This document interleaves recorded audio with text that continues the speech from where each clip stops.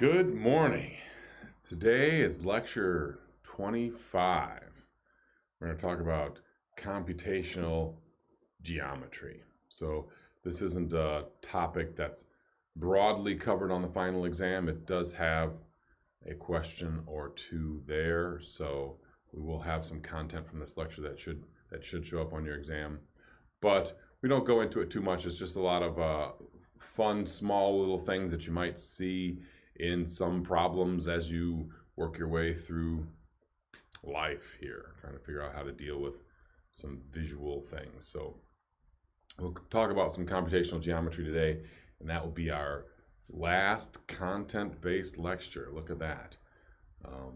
Next week on Tuesday, I'll be giving the final exam review during lecture time, and then it's exam time when we're done. It's amazing how fast the semester has gone. But they always go fast. So we'll start out with a little bit of overview, some fundamental objects, and some basic questions that we might see on a regular basis. Here is one of the ways that we represent this geometry. One of them is using what's known as raster graphics, and that's also referred to as bitmap graphics, tools that do this type of graphic work. I think the most commonly used one of all time is probably Microsoft Paint. Everyone's used Paint at one point or another. Done some pretty amazing things in Paint, and some pretty simple ones. Another high-end version of that is, of course, Photoshop. That's a bitmap graphic editor. But what we have really is we've taken every image and divided up into these tiny picture elements. Horizontal and vertical grid. And another way that we refer to these picture elements is by the short name pixel. So that's what pixel stands for. It's a picture element. And in that case, the way that we do it, we take each small area and then you evaluate the color of that area and you reproduce that color. You join all of those reproductions together and you get what looks like an image. So this works for screens. This also works for files. One common way to do this is to use this RGB representation, which stands for red, green, and blue. And it talks about the amount of red, green, or blue that is included in that particular pixel. And commonly this is done with a 3 bytes setup here, where we've got each byte showing 0 to 255. That's the amount of information we can represent in a byte, and you set the total value of that color in there like that. And so a 0 would mean no red, whereas a 255 would mean as much red as possible. So by mixing those colors R, G, and B, we can get many, many colors. Another thing that might be added as well is a 4th byte that shows transparency, or how much you can see through a particular pixel. And this works in some types of images where we may be able to layer images and see things behind them. So if we look at a standard desktop 19 by 20 by 1080, that's a fairly large image. But if we go for 3 colors per pixel, 1 byte per color, we end up with a file uncompressed that's about 6.2 megabytes. If we work on some of our high-res camera images, some of them get into the really large dozens and even 100 megabytes per image. It's just a pure raw data dump. It grabs a lot of information. Another way that we represent images is with what's known as vector graphics. And vector graphics, really, if you can think about it as, I'm going to store, instead of the image itself, I'm going to store the way to draw the image. So if the image includes a circle, rather than having the circle itself stored, you stored the center of the circle, the diameter of the circle, the thickness of the circle, the color of the circle, and so on. And so when it comes down to sort of zooming in, we see here in this upper left-hand corner a really small image of a smiley face. And then as you zoom in, If we've got this as bitmap, you see the pixelation is what it's called. So pixelation is where you take some image that looks continuous, and as you zoom in, you start to be able to see each individual pixel. And so as we've gotten close here, this doesn't look like a black circle at all. It kind of looks like a lumpy diamond with a bunch of black and grays, kind of get overlapped by some light and dark yellows and some really cloudy looking whites. But this is what happens when we take a bitmap or raster graphic and zoom in on it. Now, on the far side, we see that bottle over there, and it's got a label on it. And the vector graphics version of that says, well, since we know that this is text here, no matter how far I zoom in, I can zoom in and then regenerate that letter perfectly. So here at 7 times magnification, the top version is what it would look like as a vector graphic. You would still be able to see clearly everything. And then the bottom version is what happens when you try to blow up, or we say blow up means expand or sort of zoom in on. As you try to blow up that image, when it's just bitmap only, there's not enough information there. When you've got those really tiny characters there and they're just flipped pixels, as you try to zoom in on those, what happens is we get some interpolation where the display is trying to say, well, this was black here when it was 1 pixel wide. But when you try to zoom this out to be 10 pixels wide, because you want it to be that large, we've got to fill in some stuff with information that we have to guess at. And so that's where we get those gray colors. It's trying to make it look like a circle. And if you back up far enough, even if you kind of squint at the fuzzy one there, if you lean back and squint at that, you see how, yeah, it actually looks pretty round. But then when you open your eyes and look up closer, yeah, it's pretty jagged. So that's part of the way that the human perception works. And so sometimes we're able to get away with bitmap graphics, or if we've got enough information, a large enough bitmap file, it's just as good as having something that your eyes can't tell the difference from.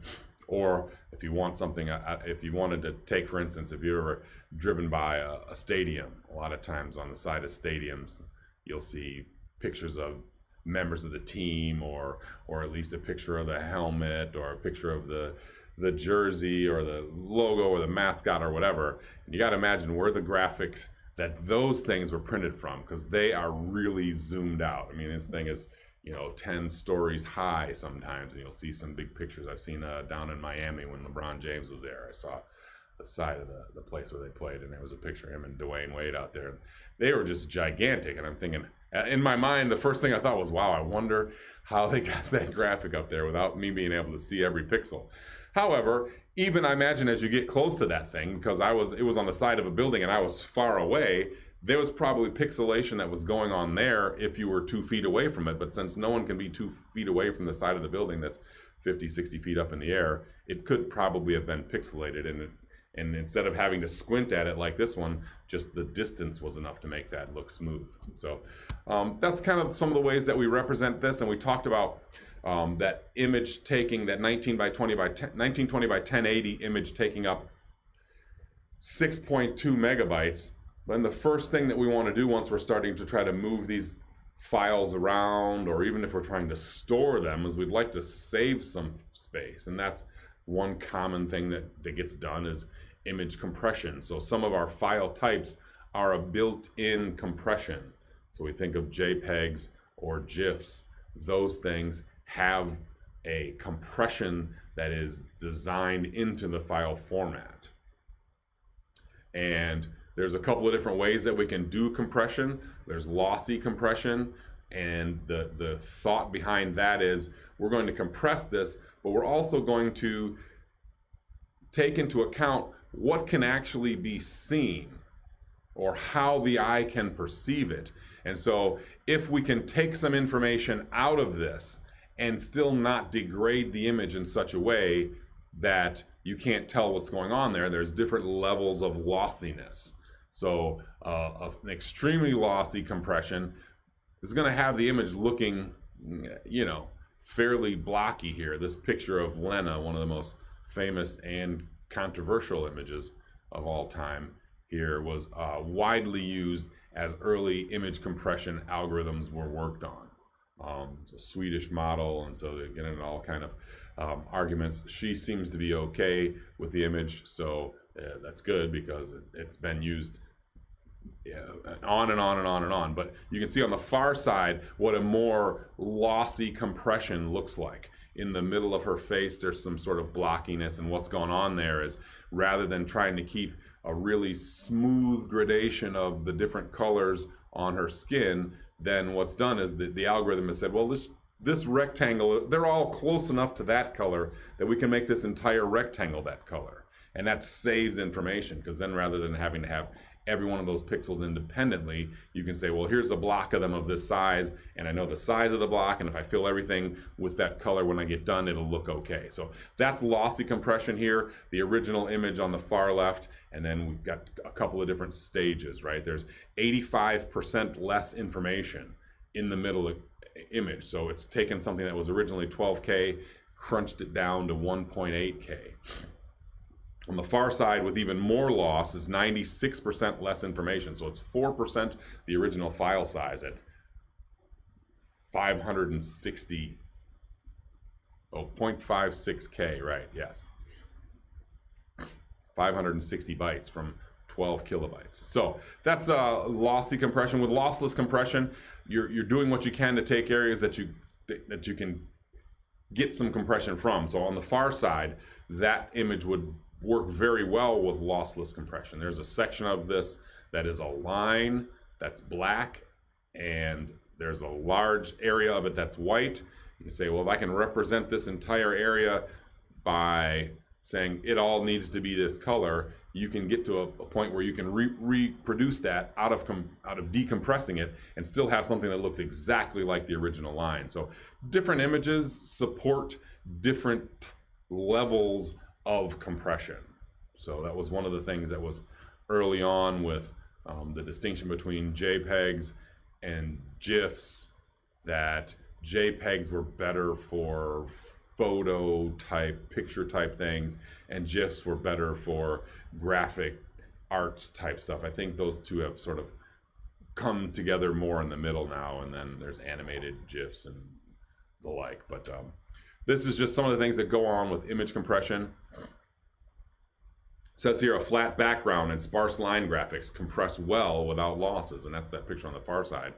And vector graphics, of course, compress even better, and that's relative to the size of the thing, right? I can take one vector graphics file, and because it's a specification for an image, it's not the actual image itself, I can specify that image at any size, whereas an image that I was going to take that was going to be 10,000 pixels by 10,000 pixels, if that was a bitmap image, I'd have to have data for each one of those pixels, and that's a lot of information. All right. One of the reasons why this image was challenging for the compression at the time was because it did have a human face in it, because it did have areas with shadow, and it had areas with light and lots of color changing and stuff like that, and so it was a challenge. Let's talk some basic geometry objects. Some of the things that we think of when we think of geometry is points, lines, circles, squares, triangles, things like that. So as we try to represent those things in data, we think first and foremost of a point, a two-dimensional point. We got a Cartesian coordinate system. We've got X, Y. We've done that so many times, it's unbelievable. Another thing that we use quite frequently is line segments. Right here, we've got a couple of different ways that we can represent this. We can say that a line segment can be represented with two distinct points, the beginning of the line segment and the end of the line segment. In geometry, we know that line segments have a beginning and end, and then we have lines that have no end. So this two-dimensional line representation here in slope-intercept form, using K as a slope and C as the intercept, we end up with some function like y equals kx plus c. I always learned that was m and b, so it was y equals mx plus b. But it doesn't matter. One of them is a slope, one of them is the intercept. Since we can take a segment, that's just a portion of a line, and find the definition of the line that uses it, we've got one of our first set of formulas here from the lecture, right? So given 2 points that are not the same, I can solve for the slope and the intercept of the line that those 2 points outline. And just plug this into this y equals kx plus c format. And so for the first point, x0, y0, I can say that y0 plus k times x0 plus c, that's one equation. I can say on the second one, y1 plus kx1 plus c is the second equation. Now if I use that system of 2 equations to solve for 2 unknowns, k and c, I shouldn't have any problem. I can equate the 2 things and do a little bit of tricky algebra, and I end up with, given 2 points, to determine the line that they describe, I can calculate the slope as being y0 minus y1 divided by x0 minus x1. And that's something that should be right at the top of your mind from early secondary school geometry. Algebra, you got it. And then of course c is equal to y minus kx0. That's where we take the slope and see where it actually intercepts the axis. One thing to point out is 2 different segments may define the same line, and that makes sense. If I've got a line that runs across the screen here, I could have a segment that's there and another segment that's there. Both of those 2 segments are lines that are on this same line, so we call those 2 line segments collinear. So it's important to note that these segments may define the same line. And when we're doing this, we generally want to use some floating point data type. That's a float or a double, but ints aren't usually going to give us much variability there. So in project 4, we know that we're passing you coordinates, x, y's, as integer values. One of the things that you have to do is be careful about how you do your math so that you don't lose information or you don't have overflow. And that's just understanding your data types and trying to figure out how to do those things. These are some geometry transforms. How do we modify some collection of points in the same way? So I might have a collection of points or a collection of line segments. How do I do something to them? One of the things that I might commonly do is shift them, slide the image over. And that one's pretty straightforward here. I take every x and y and I take that shift factor where the shift in the x direction is some dx and some dy. So I can use that shifting and displacement this way.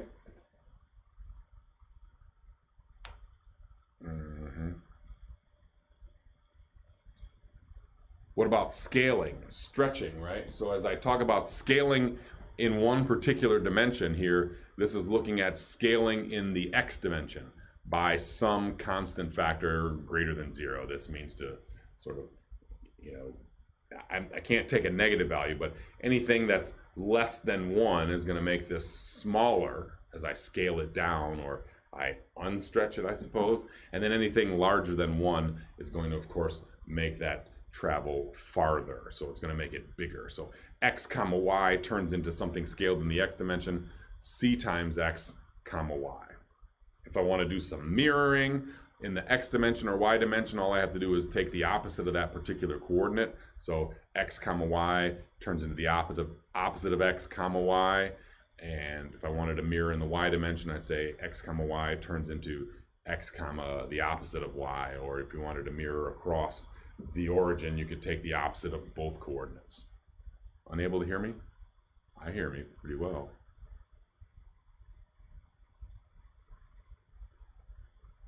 I can see my audio going out. Can anyone confirm that I have audio? Excellent. All right, I will continue then. All right, how about rotation? Sometimes you want to take an image, and these are things as we think about it. I've done all of these things so many times without doing the math. Anytime you're working in some graphics program, you've done some version of almost all of these things, and you don't think about how it gets done, but somebody at some point wrote you have to unmute the actual thing when you're logged into 281. If you go up to the video in the upper left corner on the stream and click on it, it's always muted for me unless I unmute it. All right, I've done all 4 of these things, and you probably have too. If you've ever messed around with some image tool, you've flipped something or rotated it or made it larger, tried to get it to fit in here. Or helped my daughter design her birthday cake with some online program. It was unicorns and rainbows and hearts and those kind of things. But as she was working with it, she was trying to make the unicorn large and center it. So there she was doing scaling and stretching, and she was also doing shifting and displacing as she moved it around. And then she wanted it to be pointed a certain way. There was rotation in there. So all of these things are computational tasks that if you have to do something like this, you're just going to use these formulas. So to rotate by some angle, you see I've got this XY. I need to put it through what's known as a rotation matrix. And that rotation matrix is a 2x2 matrix that has the first column cosine and sine, and the second column negative sine and cosine. You take that and you take whatever point you want, you do the matrix multiplication, and you come out with the new value of x and y. So x and y gets converted to x cosine theta minus y sine theta, and y gets turned into x sine theta plus y cosine theta. That's how we end up doing rotations. So here are some basic geometry questions. Think about these. Try to write some of this stuff up in code. This is a great thing to do. Given 2 lines, you want to figure out one of 2 things, right? First, if they intersect, yes or no. Then if they do intersect, where do they intersect? Find the intersection point. That's a good question. Something that comes up in, worked with the competitive programming team at the university here. And so when they get problems that have geometry in them, most of them have a cheat sheet that has all of their functions on it so they can look these things up. And this is really what it is. We're not trying to make you put this stuff on the top of your mind. This is something that you need to know about, be able to figure it out, and look it up. How about 3 points? Can I tell if they're collinear? Do they lie on the same line? If they are not collinear, can I find their triangle area? Because if they're not collinear, 3 points make a triangle. What is the area of that triangle? Then as I look at the points given to me, A, B, and C, do they work clockwise around the triangle, or do they work counterclockwise around the triangle? So these are things that are interesting questions to ask. Given a point P and a line L, does P lie somewhere on the line L? Or if P is not on L, what is the point on the line that is closest to P? So where do we come across like some perpendicular exit from the line and find that point?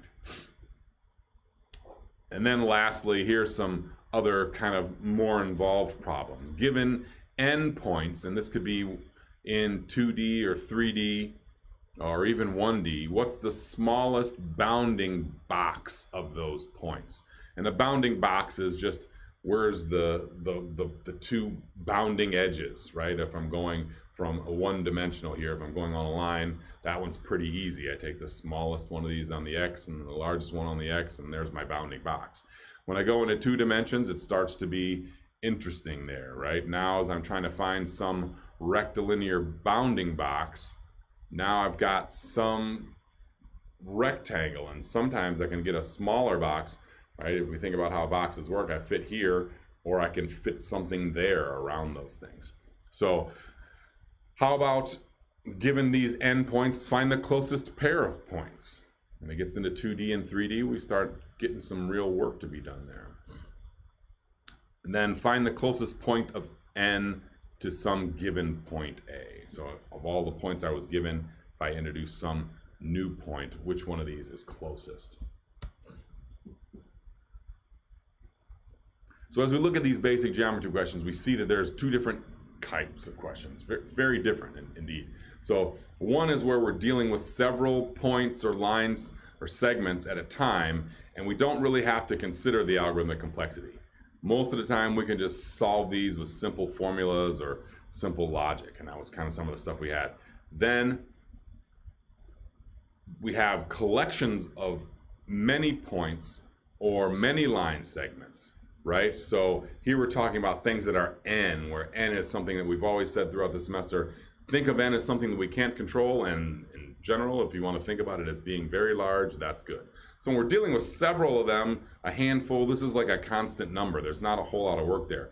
I don't have to work too much at it. But here when I've got a lot of them, I'm really concerned about the size of n. So I need to have efficient algorithms in terms of dealing with that. So I'll end up using these simple formulas, but because n is so large, I may end up using them many times. So often my simple formulas aren't the most efficient things, but if I'm only going to use a simple formula a couple of times, it doesn't matter if it's that efficient. It's still a constant amount of work. But when I've got a simple formula that's not very efficient and I have to apply it n times, I might be looking for some other way to do this a little bit more efficiently. All right, floating point comparisons for equality. Since we're talking about using floating points for these lines and slopes and intercepts, we said we're going to use those. It gives us more accuracy. Then I want to be able to compare when I've got some intersection. And one thing that you haven't had much of if you've just gone through the programming sequence, 183 or 151 and then 280 and then 281, you haven't gotten much into representation of data. And it turns out that floating point numbers, floats or doubles, they aren't exact. You've seen that when you've taken a calculator and you plug something in there, you do some multiplication, division, and the answer comes out 2.99999999998. You're like, well, I knew the answer was actually 3, but what's happening there is floating point representation. Because we're using ones and zeros, fundamentally everything stored in the computer is a 1 or a 0. As we look at something like that, when I try to represent some number like 1/3, for instance, that does not pair well with ones and zeros. You think about it, how do I get that done? What we end up with is some representation, some approximation, as I use my 2-based ones and zeros to approximate something that's 3-based, like 1/3, 0.33333333. So as I'm trying to do this for comparing for equality, it kind of depends on how I got there. You might do some calculations with just a pocket calculator and end up with an exact 3, and then do a similar calculation, maybe in a different order, but you get to the same answer and it's a 0.299999998, and us as humans, we've been taught, oh, that's just 3, think of that as being 3 and use it as 3. So there you've said, well, 2.9999998 is close enough to 3. I'm just going to assume that it is equal to 3. And that's what this slide is about. When we're comparing floating points, we want to not compare them for exact value. So we don't want to use if A is equal to B. It's okay to use less than or greater than. Most of the time these approximations are very accurate in terms of relative comparison. But when you're trying to get to exact comparison, that's a dangerous game to play, because you don't want your rocket that's headed off to Mars, that's going to land there in several years, to be pointing at a 2.999999998 when really it should have been a 2.999999999. That's so much more accuracy. I don't know. But that is a problem when we deal with floating point numbers. If those things need to be equal, then we've got to find a way to do that. And floating point is not the way. We need something that's very accurate. You'll often see something that's known as fixed point.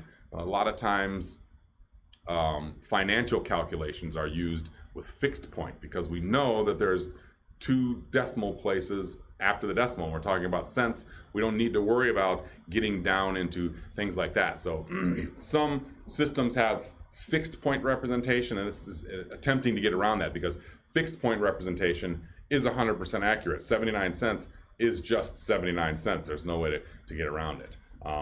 But as we look at trying to represent that with floating point numbers, the way that we're going to do this, if we're trying to check for equality, is to use this epsilon. And this epsilon is just some small factor that we're comfortable enough with it. I mean, when we say it's close enough. So for instance, when I said 2.999999998, if I said my epsilon was 0.0001, I say, well, 2.9999998 is closer to 3 than this epsilon. So it's good enough for me to compare that to epsilon. I mean, to assume that's 3. And the way we get that calculation done is we take this floating point absolute value. That's what FABS is there. And FABS on the values that I would like to compare. Right? So now if one's bigger or smaller, it might give me a positive number or a negative number. But I take that FABS and I know that I've got some positive value then. If that's smaller than my epsilon, this is my sort of my fudge factor. How close do I have to be to that number to be comfortable with it being equal? Right? That epsilon is something that you may be able to change for more or less accuracy. Right? So here I would take, instead of comparing A equal to B, I'll take FABS of A minus B and then see if the difference between those two is actually less than an epsilon. And if it is, then I use it here. And the bottom here, we've got epsilon defined with this const expression, and if you're trying to figure out what that is, one of the reasons why they invented the internet, so that you could type in C++ const expr. But what it does is it says, I want this expression to be used as a constant, and I want the evaluation to be done at compile time, if at all possible. So there you go. How about using less than or greater than, right? A lot of times we're good with using less than or greater than without worrying too much about our equality or getting into that small area of floating point approximation. Most of the time our floating point approximations are good to so many decimal places that it doesn't matter. But if you're talking about some really, really fine work and you need something that's extremely accurate, then even there with less than or greater thans, I don't want to use just a straight A is less than B. I want to do the same thing and say, I'm going to take this epsilon and use it to tweak one of the comparisons, right? So I say if A is less than B plus epsilon, or if A is less than B minus epsilon. So now I've used that sort of fudge factor, and you can see something like that in graphing terms. You'll see often they're called error bars. That's what that epsilon is. That's my epsilon is my error rate. And see if I can go B plus a little bit of error, or B minus a little bit of error. And if A is less than both of those, then I'm pretty comfortable saying that A is less than B. That's my Comp Geo overview. We talked about some basic objects and some of the way that we represent these geometries and how we compare them and how we calculate some basic values. Now let's get into some composite objects. These are point sets or polygons, and we see on the far side I've got a picture of Michigan from the map. I got a little bit of the southern border of Michigan's been tuned up a little bit, but here and then on the left image I've got what looks to be some artist's rendition of the Milky Way, because there's a hint.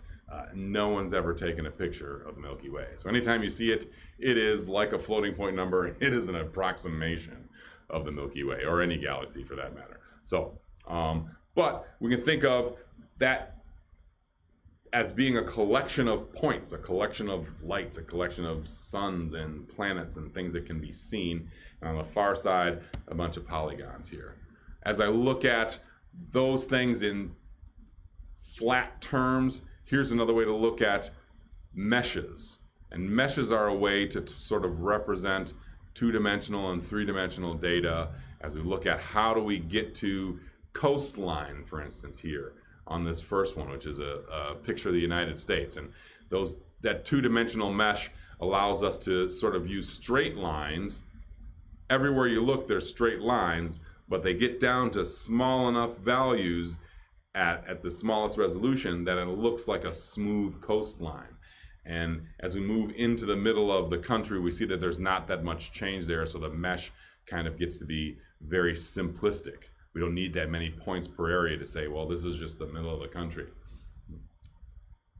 On the far side, we see this 3D mesh representation of a human head there. And the darkest one there has a really, really fine mesh. It's hard to see in this particular image, but there's so many more points there. The one on the far side has the fewest number of points, the lightest head. And we can still see some curvature there. No problem. If you look close enough at this image, you'll start to see some flat areas where our eye tends to look at them as smoothly curved, but the more fine the mesh is, the more smoothly curved it actually appears to be. We end up storing these in files as points or line segments, and then we can connect these things and make the objects that we're looking for, whether it's for a visualization or for some tool to fabricate the thing. This is how many of these things are done.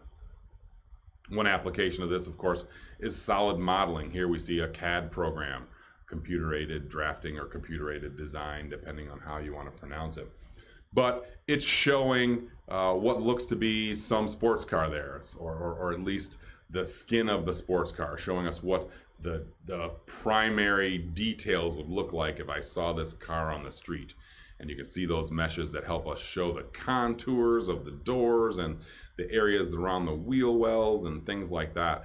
And this is one of the ways that this gets done on a regular basis. This brings us products that we know and love.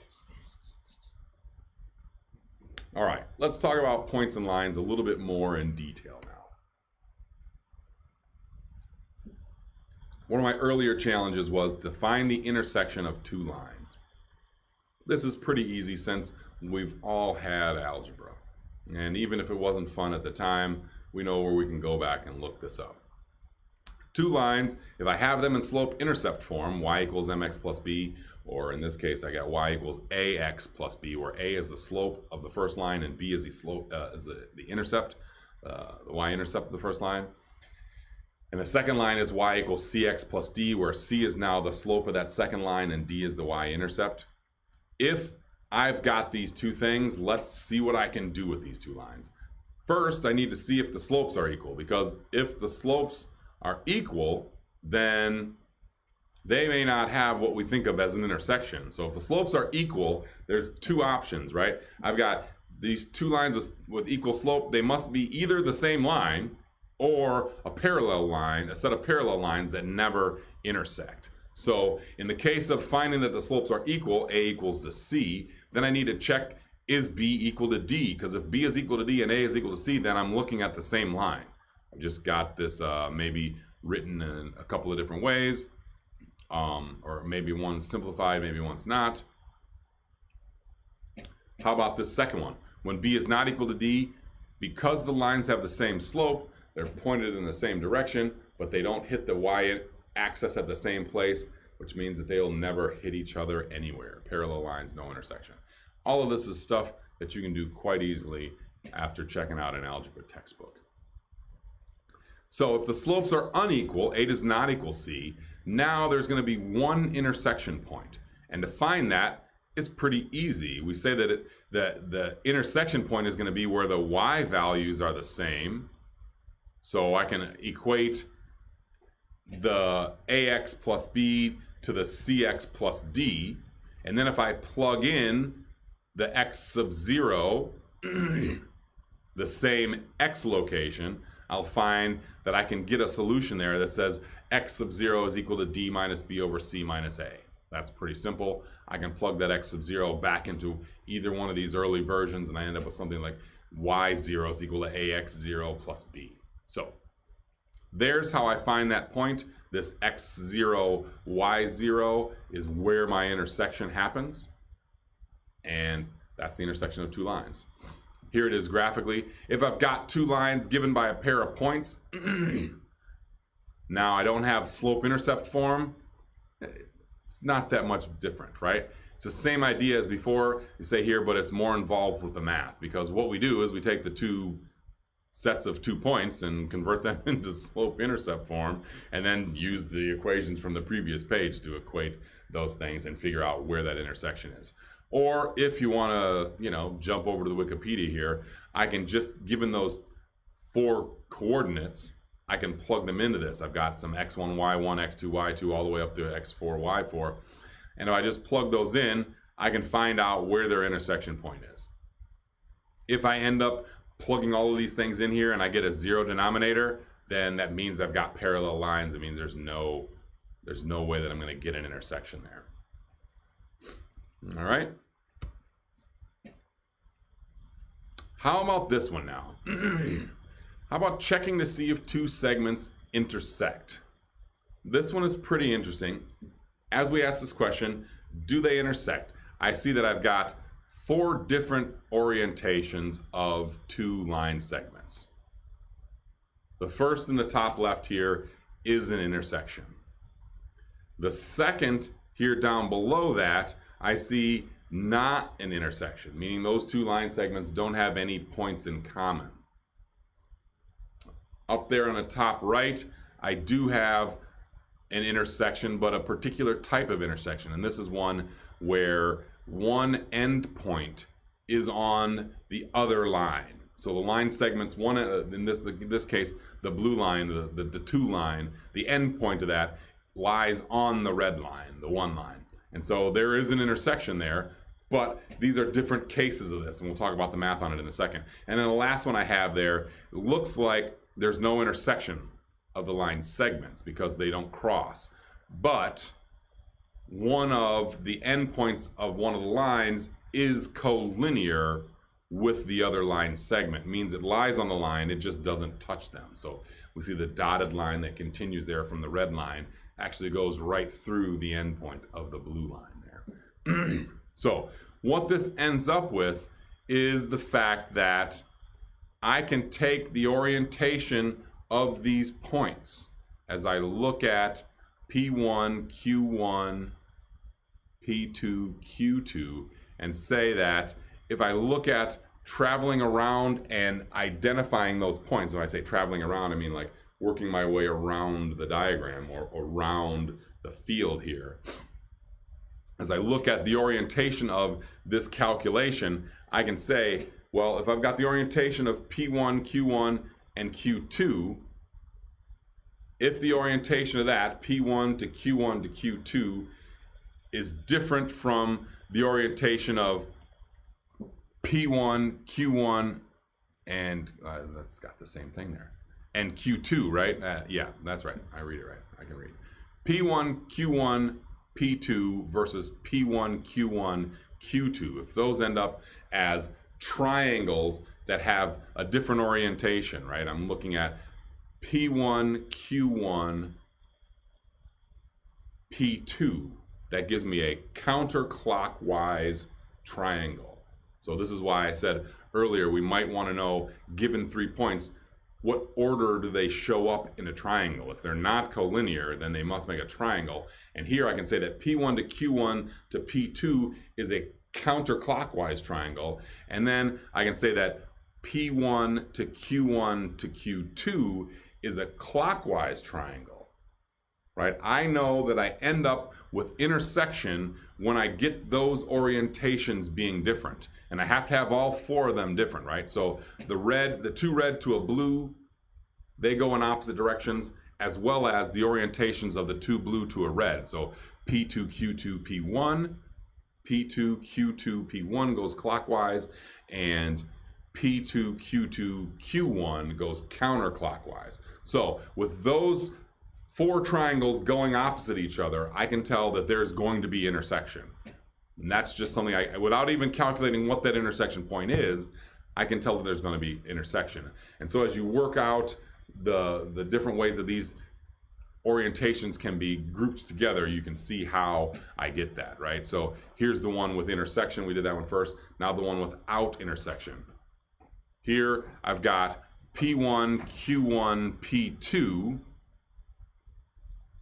That's a counterclockwise triangle in the bottom left diagram. And then P1, Q1, Q2, that's a clockwise triangle. So okay, we might have intersection there. I've got to check the 2 blue points versus the 2 reds and see how that works. But it turns out that P2, Q2, P1, and P2, Q2, Q1 both give me a clockwise triangle, which means that since they're the same, I don't have intersection there. So that's one of the things that we can figure that out. So this is a segment intersection test, you can work your way through understanding the other two cases there where we're talking about things that are collinear and whether or not we have intersection, right? Because when the two sets of triangles are different, then I've got intersection on both of these top versions. When the two sets of triangles, one may be different, the other one's the same, then I've got no intersection. All right, segment intersection test part 2. Find the two lines formed by the segments. If the lines are parallel, they have the same slope, but distinct, then I can say that there's no interceptions whatsoever. I can just return false. If they coincide, I have equal intercepts, then I can see that they overlap completely. And there are the same line. I just need to know if their endpoints overlap. So if I've got some overlap, then I can find that because they're collinear. So I've either got things with the same slope, or the step 3 is I've got things that are not using the same slope. And then I just have to find whether or not the intersection point lies between both of the line segments. How about the collinear points test? Question, do 3 points, P1, P2, P3, lie on the same line? The answer is, let's check to see if the lines formed by those two segments are the same. That one's pretty straightforward. If I go from P1 to P2, that's a line segment. If I go from P2 to P3, that's another line segment. If those segments are the same line, then yes, they're all collinear. All I have to do is find slope-intercept form from the P1, P2, find slope-intercept form from P2, P3, and then check to see if my slopes and the intercepts are the same. So that's one way to do that. How about the distance from a point to a line? This is one of the ones that we said we might want to track that down. Given some point x0, y0, find the shortest distance to some other line. And this one has a different line representation. Now we've got ax plus by plus c as our line format, which we can look at that as another way to write our slope-intercept form. This is coordinate form. So the question is, how do I find that distance, the shortest distance? One way to do it is to just plug it into this nifty formula here, and I'm going to look at that one. And then if I find that distance, the question is, great, that's the distance, but what is the coordinate of the point that x0, y0 is closest to? And I needed to plug that back into these sets of equations here. And this is just the kind of thing that you would look up generally, or have this written down, or if this was your field of interest, you would know more of these things on a regular basis or have a better reference to them. But they're simple algebra. You can work your way through figuring them out. I mentioned a minimum bounding box of a point set. So the diagram here has a bunch of blue dots that are floating in 3 space, x, y, and z. And then there's this red box that's a 3-dimensional rectangular solid that contains all of the blue points. So the challenge is to find that minimal box. And here I've got a rectilinear box where my lines on the box are parallel to my axes, or roughly parallel. It looks like they're supposed to be parallel. Some interesting drawing here.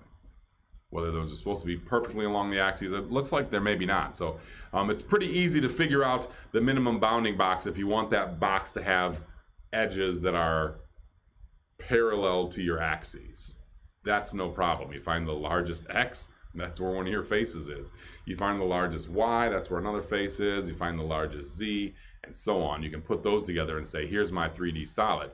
Now, that might not be the smallest box. I might be able to turn that box a little bit and shrink some of it, and that's a much more challenging problem.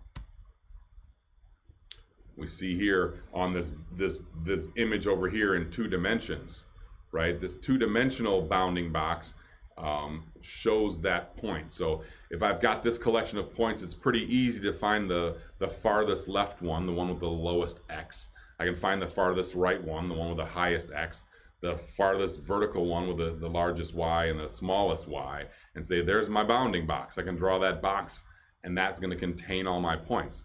But I might be able to turn that box and actually make it smaller here. And so we've got a version of that where the actual bounding box would be larger if the edges of it were parallel to my axes. But if I turn it to some particular angle, I can make it smaller. And this is quite a bit harder to find.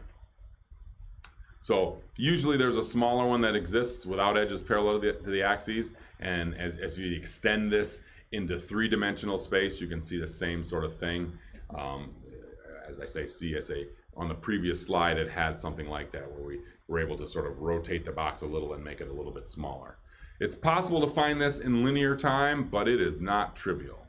We see here that we say that we've got some x minus y equals q min, x minus y equals a q max. That's giving us these two things here. Then I've got x plus y equal a p min, and x plus y equal a p max, and that's the equations of the lines of that bounding box. All right, points and lines there. How about this problem we talked about, finding the closest pair of points? Now, here's the problem. Given n points, find 2 with the minimum distance. This one is pretty easy if I want to think about how to do this just by comparing every point to every other point. If I go brute force, I know for sure that I can get this done in n squared time. I just look at every point compared to every other point and see which 2 are the closest. In one dimension, if I want to find this, I can easily sort them. Now that they're all sorted, I can just travel along that one dimension in linear time. So since it costs me n log n to sort, and then just linear time to compare each one of them to its neighbor, then I can get that done in n log n time. So that's faster. That's better than the brute force comparison of every object to every other object. In 2 dimensions, now we get to use a new divide and conquer algorithm. That's outstanding. So what I'm going to do is divide and conquer, right? I'm going to take the left side, the right side, and some middle strip where I'm trying to figure out if things are within this strip, they've got to be closer, right? So if I'm dividing this up, you can see here that we've got the points from the left, the piece of L, and the points from the right, the piece of R, and this middle strip. As I look at these things, I take some distance S, and I see how many points fall within that strip.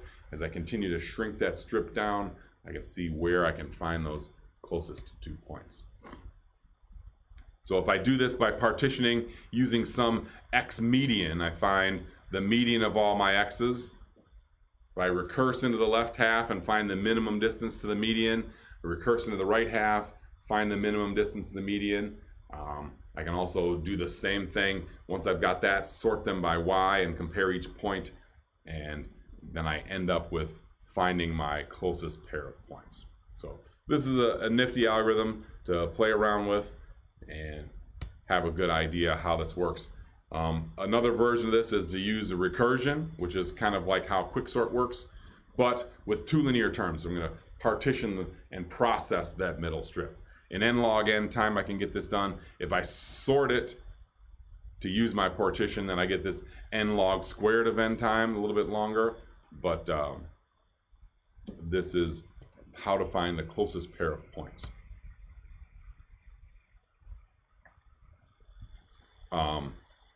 The next one, finding the closest point from n. So I've got a collection of n points, and I've got some new point. Given this point P in the first slide, we called it A, but points use many names.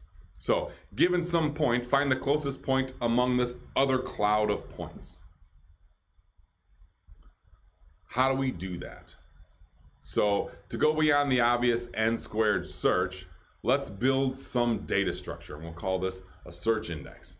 This has got a lot of applications, so we do stuff like geospatial stuff, internet systems, CAD stuff. Even in databases, we can say, I want to be able to find the closest point to some collection of points. All right, kind of breezing through here. Like I said, we won't go into this stuff too deeply, but let's talk about polygons. Early on, I talked about the orientation of 3 points if they are non-collinear.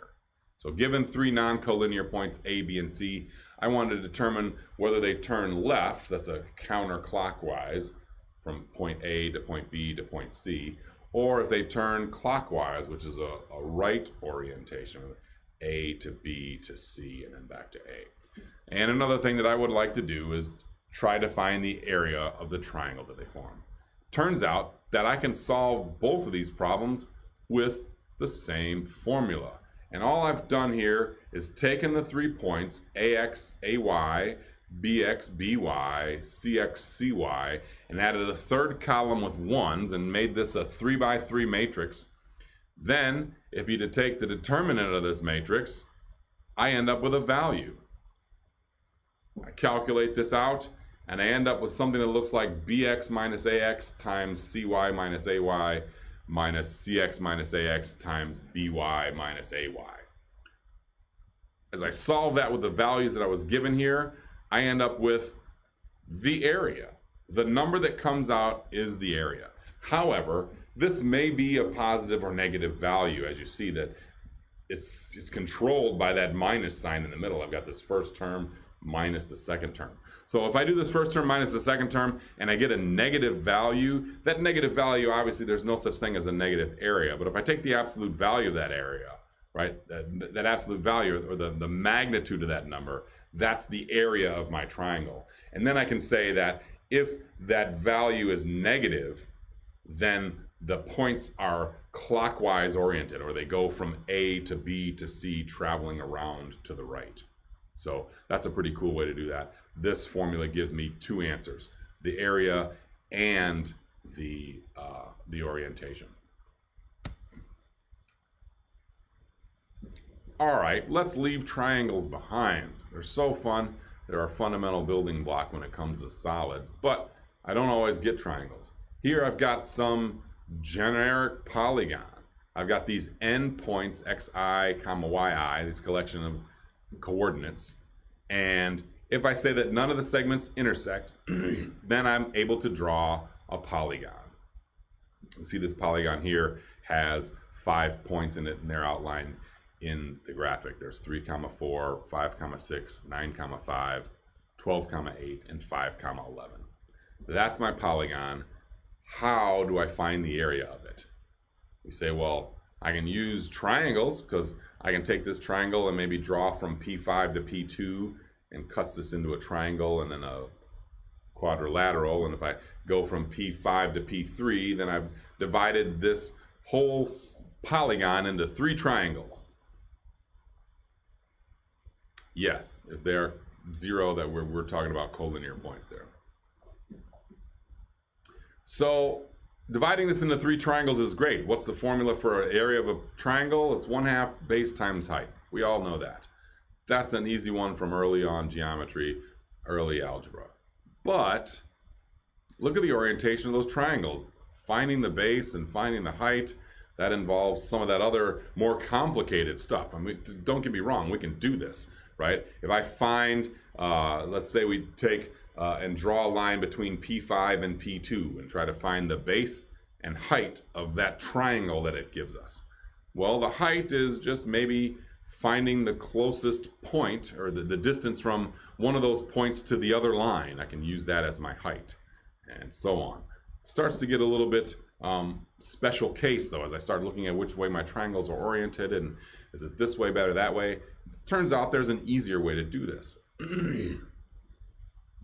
Let's take this more regular looking polygon. This is a polygon with 5 points. It's a pentagon, that's what it is. It looks like a regular pentagon. And what we're gonna do is label these points. We see we've got 0 up there as our highest point, then it works its way around clockwise to 1, 2, 3, 4, and there's my 5 points. But if I wanna find the area of this polygon without having to work too hard on trying to figure out base and height of triangles and orientation and all kind of sines and cosines and things like that, that just take a lot of time, I can start by taking and drawing vertical lines. And what we're gonna do is we're gonna break this polygon into smaller polygons. You say, we're gonna do this with triangles? Well, no, not necessarily. right? I'm going to take every vertex of the polygon and draw a line vertically straight down to some common axis, an x-axis or some x line that runs below this entire polygon. You see that there are 5 points, there are 5 lines, from 0 down to the axis, 1, 2, 3, 4 down to the axis. Now what we're left with is not triangles. I mean, I do have one triangle here, and I've got one triangle over there, but then I've got something that looks, you know, not so great in the middle. It's still another 5-sided polygon. How has this gotten any better? Well, what I've got is a collection of trapezoids now. Trapezoids are pretty easy to handle. They calculate their area similar to the way that triangles do. We take 1/2 base plus 1/2 base times height is how we calculate the area of a triangle. And how do I calculate the area of a trapezoid? The area of a trapezoid is just the width times both the two heights added together divided by 2. So I say the area of a trapezoid is the width times h1 plus h2 all divided by 2. So it's kind of like a triangle thing going on in there, but we do keep track of that width. How does that help me? Well, I can tell what the height of every one of those vertices is that I drew that vertical line to. And I can tell when they intersect the axis how far apart any pair of them is. So quite easily I can calculate h1 from any given vertex, h2 from any other vertex, and then as I project that down to the axis, I can see the difference in x between them, and there's my w. So there's 3 values that I need to calculate the area of this trapezoid. Now, let's put it together and see if we can't get this. Here I've taken this polygon and I've kind of drawn it out in a way that says if I do this trapezoid calculation, take the trapezoid that goes from 0 to 1 and then down to the axis. Take the trapezoid that goes from 1 to 2 and then down to the axis. That gives me, and take the trapezoid that goes from 4 to 0. If I take those 3 trapezoids and put them together, I have this entire green area. All right. That's more than what I wanted because I just want the stuff inside the pentagon there.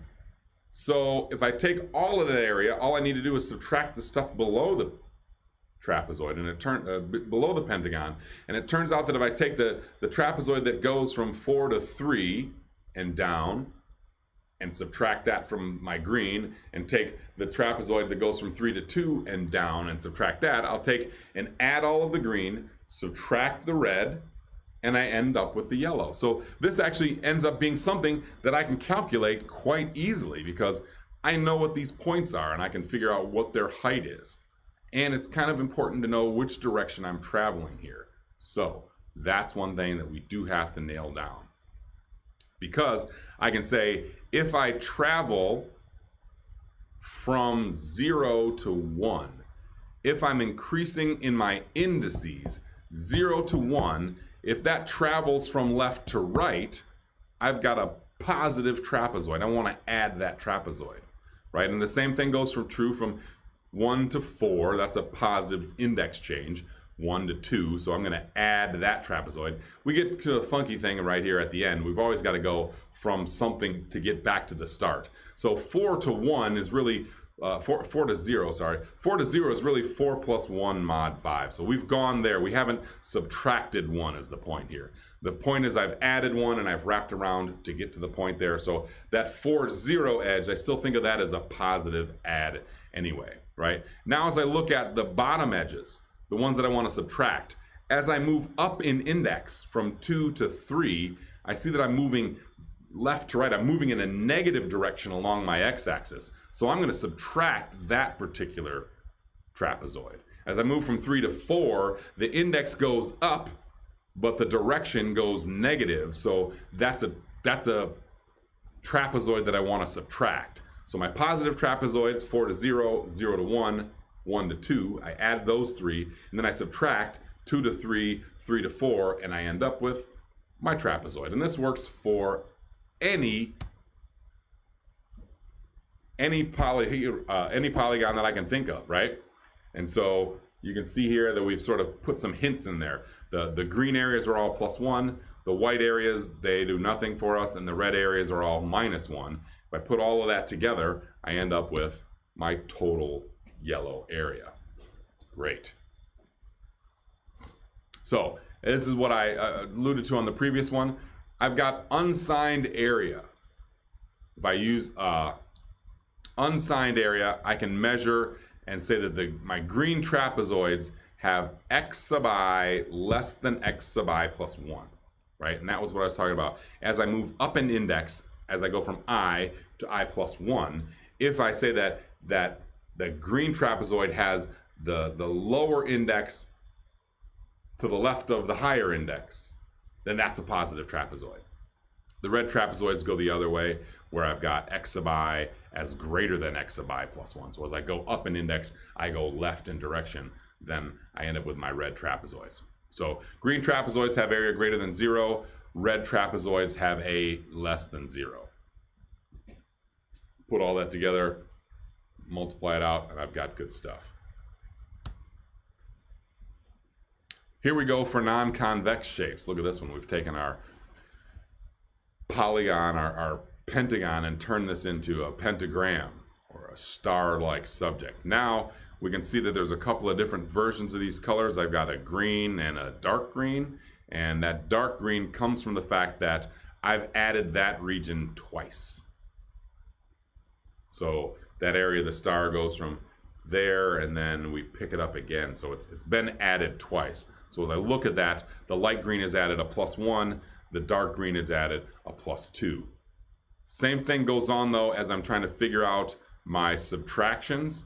Some regions get double counted, some regions get double counted. As I go back here, I'll see my light reds are a -1 and my dark reds are a -2. And if you work your way through this, the dark green inside the star, that's a +2 version of that.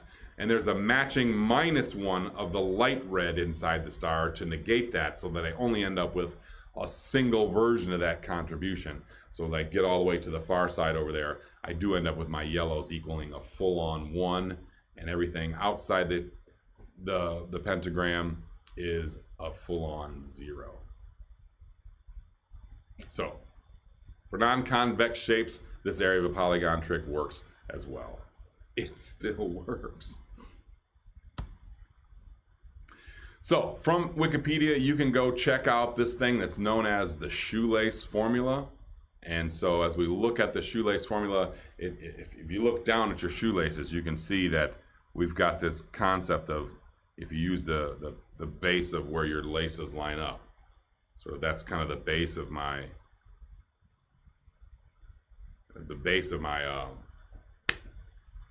trapezoids, and then each one of my laces going up is some trapezoid that I can be either adding or subtracting here. And the shoelace formula takes that into account as we talk about our positive index changes and our negative index changes. This shoelace formula has this sort of built-in collection of trapezoids in there. So we've got this whole xi times the two differences, and I'm going to divide that by 1/2 and do the width thing there. So this is calculating the area of a polygon in linear time, right? I end up with some negative value. I mean, this works. I'm assuming that my points are listed in clockwise order. If my points are listed in counterclockwise order, the formula still works. It's just going to give me the right value negative. Just change that, get the absolute value, and get the area of the polygon. And this is kind of why it's called the shoelace formula, just to see this sort of graphically, because I've got my indices that go from left to right. I'm going to use those as positive polygons from x1 to y1 when it's positive that way, and then my ones that go down from right to left, I'm going to subtract those. So that's the shoelace formula. It's a good read. It's a way, if you ever end up yourself in a situation where you need to calculate the area of a polygon, you're going to use something a lot like this. How about deciding whether a point lives inside a polygon or not? Here my point is this green dot, and I've got to say, well, given some polygon defined by these n points and a point P, determine whether or not P is inside the polygon. Ooh, how would I do that? Maybe I could try to divide the polygon into a bunch of triangles, and then I got to figure out if that point is inside the triangle, but I don't even know how to do that. How do I figure out whether a point is inside of a triangle?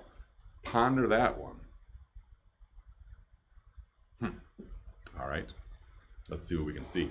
Turns out we can use this horizontal line test. I can take any point and then draw a horizontal line from it off to infinity, right? As I look at that line, I can check the line segments of my polygon and see how many line segments in the polygon does that horizontal line intersect.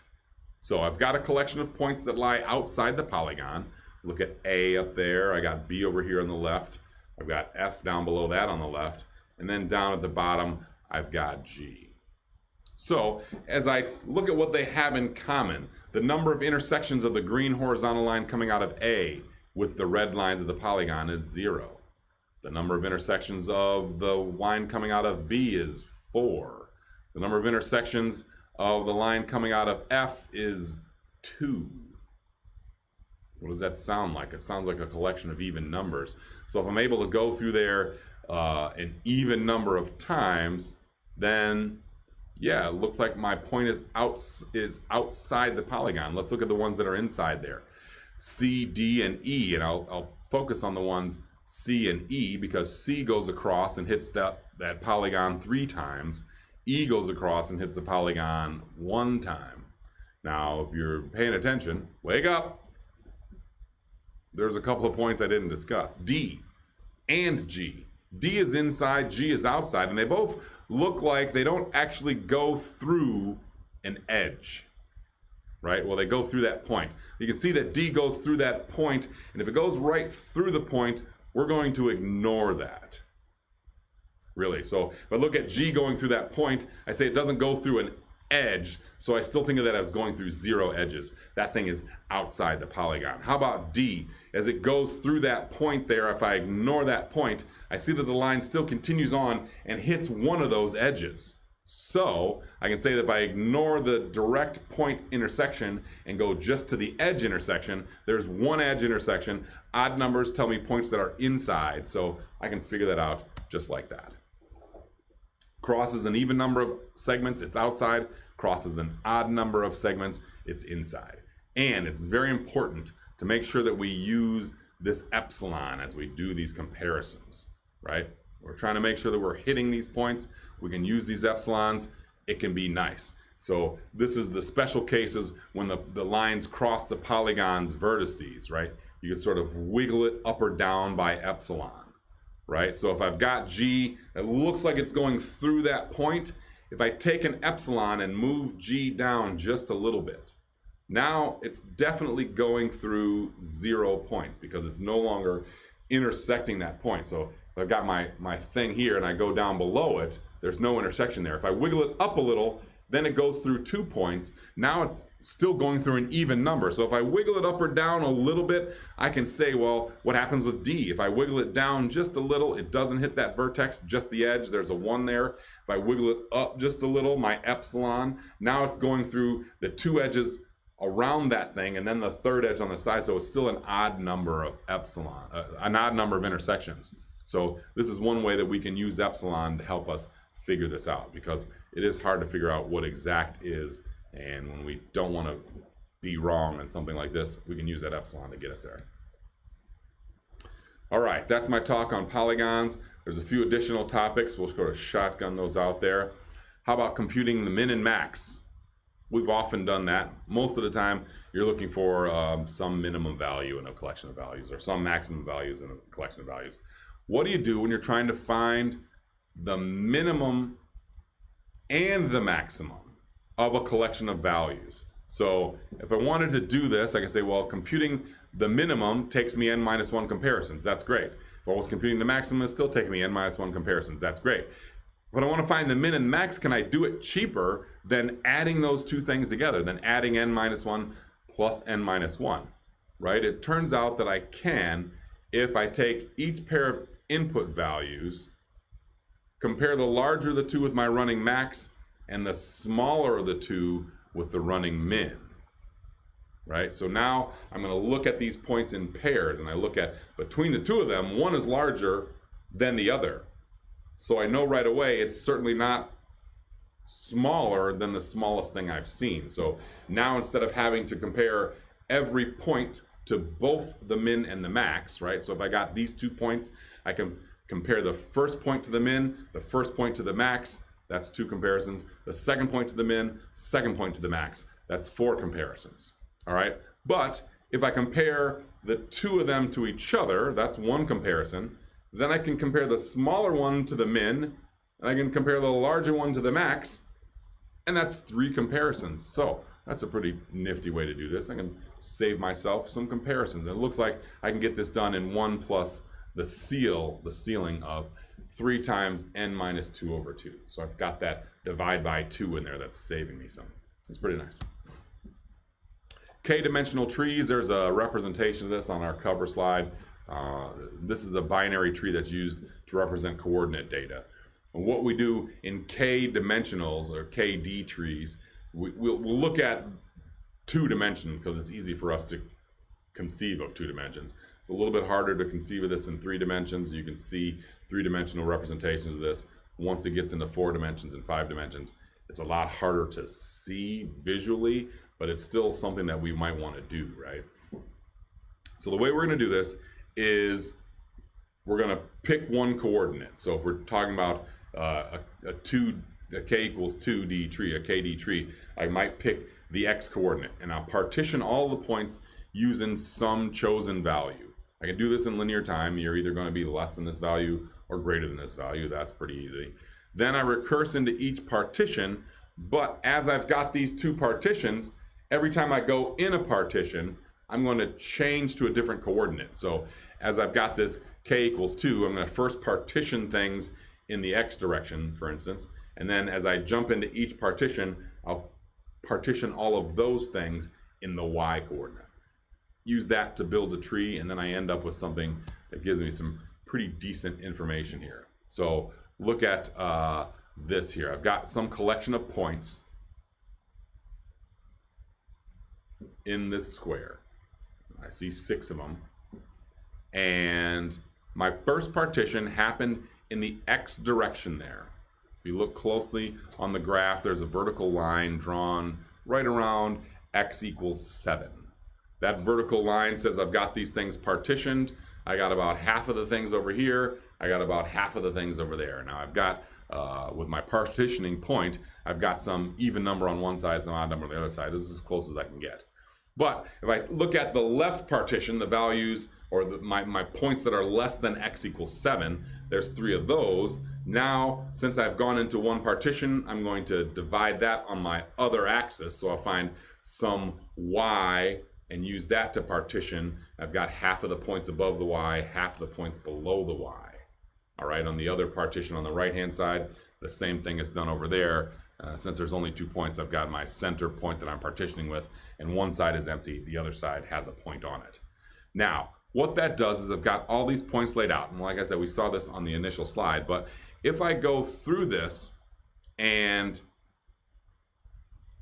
put these points into a tree here, my first point there was 7, 2, that was my partitioning point that gave me the vertical red line, and then 3 of those points are to the left of it, and you can see them in the tree, and 2 of the points are to the right of it, we can see them in the tree, and those get divided along the x-axis after that, and so on. So now I can look for a point in logarithmic time, which is pretty nice. Instead of having to look at all of these things, because I've got this partition going on there, I can do now what amounts to sort of an n-dimensional binary search. In this case, it's the 2 dimensions. But as you work with KD trees with a D larger than 2, the same thing holds true. All right. Optional here, convex hull. So this optional meaning not going to be on the exam. Find the smallest polygon that encloses a given point set. This is one of the ways to one particular solution method for doing a TSP heuristic. Dr. P's got an example that he runs through that's drawn up and animated in MATLAB, and it does this thing that's known as a convex hull. And the easy way to think of a convex hull is if I got a bunch of points, I might think of them as nails in a board. If I take a rubber band and stretch it so that it goes around all the nails, it's going to take the shortest path around all of the sides there. And you can see that with the sort of black line that's kind of stretched out around it, the arrows that are pointing in, and then it snaps into those points. And we've got that blue polygon there. So the object of finding a convex hull is to get the smallest polygon that completely encompasses a point set. So the intuition here says, if the points are nails stuck in a board, then a rubber band stretched around the nails assumes the shape of the convex hull in a constant amount of time. That's pretty cool. Several algorithms can find convex hull of endpoints in 2D, right, using n log n time. One way we can do this is with a sweeping line. You sort of pick a line and sweep it. You find the things that are farthest out on it, and that way we can do this convex hull. Some additional polygon operations. There's Boolean operations like union, intersection, set difference. We can use polygon shapes to represent parts in software for solid modeling. This, you know, we can do this in 3 dimensions to give us smooth shapes. But you can just see how those things get added there. 2 shapes, A and B, have got A not B, B not A, the union of A and B, the intersection of A and B, and there's also the XOR, the symmetric difference of not A, not B, not A and not B. So, all right, that looks like a summary slide. We talked about some geometric objects, basic stuff. We talked about points, segments, and lines. Then as we made those compound groups of those things, we talked about point sets. Segments, of course, get put into polygons and then meshes. We looked at transforms, scaling, shifting, mirroring, rotating. We did some geometric tests to see if things were collinear, to see if they were oriented positive or negative. We looked at things, whether they were area of triangles. We found some efficient geometric algorithms to play around with, learned how to calculate the area of a polygon, and we learned that we should always do floating point comparisons with some epsilon because they are approximations, they are not exact values. Integer values are exact, floating point values are approximations. So we use epsilons when we do our comparisons there. A traveling interview question for you. Given endpoints, find a line through 2 of the given points that divides the remaining points into 2 halves. So there's endpoints, I have to pick 2 of them and draw a line between them that says, okay, well, half of them are on this side and half of them are on that side. Can you do that in n log n time? Here's a couple of assumptions that might help you out. Let's say that there's an even number of points, and just to make sure we don't have to deal with this collinear thing, no 3 points are collinear. So there's your walking interview question. See if you can't figure that out. Oh, that's the blue answer screen. I meant that one really quick. Now, it's time to come for that answer. Go back, pause the video, and see if you can figure it out. All right? Lunchtime. Let's have a good one. I'll see you on office hours.